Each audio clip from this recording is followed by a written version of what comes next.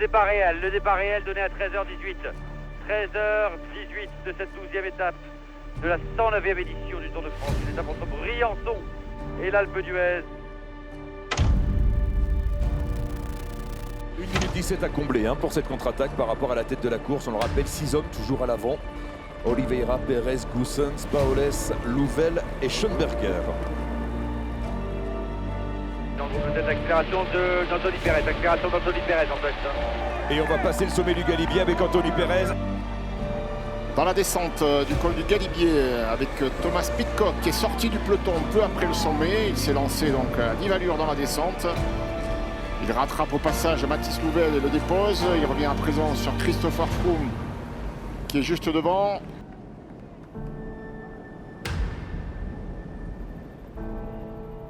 On se dit à ce stade de la course que l'échappée peut peut-être aller au bout avec cette minute d'avance.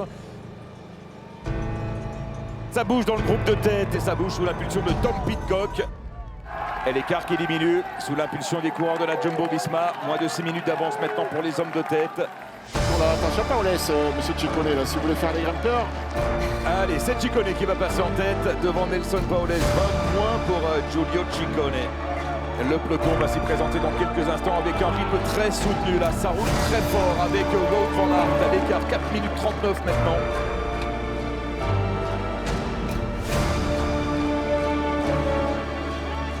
La différence s'explique aussi par la formidable descente de Tom Pidcock. On est au pied de la montée de l'Alpe avec Christopher Froome. Dans ce groupe nanti d'une avance de 6 minutes. 6 minutes 05. 6 minutes 5 seconds is the gap. 6 minutes 5 seconds. L'écart qui continue à augmenter. Allez, ça y est, Tom Pidcock qui accélère. Effectivement, le Britannique de l'équipe Ineos. Changement de rythme, là, c'est une autre histoire. Et là, ça va faire mal. Paoles et Froome vont tenter de rester au contact, tout comme Louis Mentiès. Avec toujours Wout van Aert, on pensait qu'il allait s'écarter, mais Wout van Aert, ça fait 4 km qu'il imprime le rythme du groupe maillot jaune. Et Van Aert qui s'est écarté.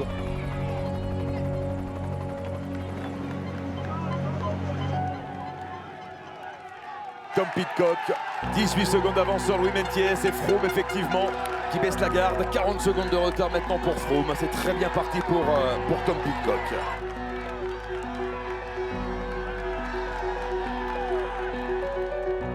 Pogačar qui attaque le maillot blanc, le 3e du classement général avec dans sa roue Jonas Vingegaard.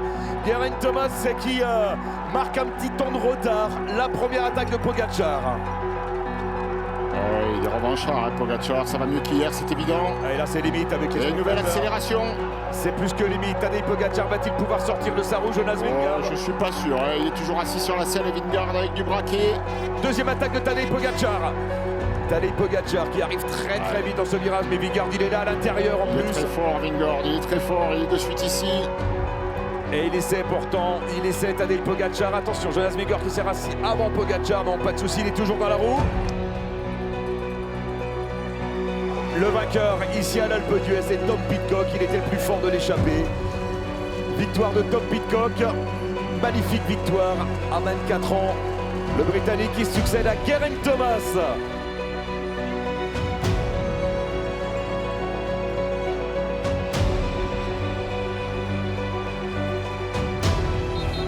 On sprint pour la 5e place. Tadej Pogačar. Est-ce qu'il y aura une cassure entre Pogačar et Jonas Vingegaard? Tadej Pogačar qui est à bloc. Il n'y aura pas de cassure. Romain Bardet à l'arrivée après sa 3e place hier au col du Granon. Top 18 secondes de perdu pour Romain Bardet par rapport à Jonas Vingegaard et à Tadej Pogačar.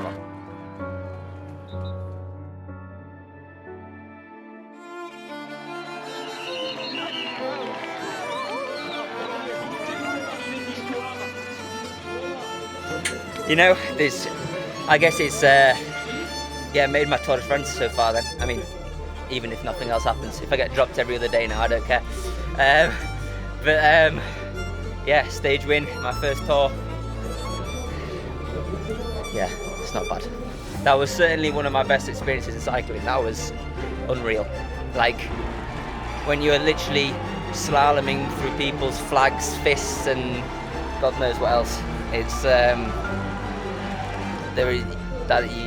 you cannot experience that anywhere else in anything other than Alpe d'Huez in the Tour de France.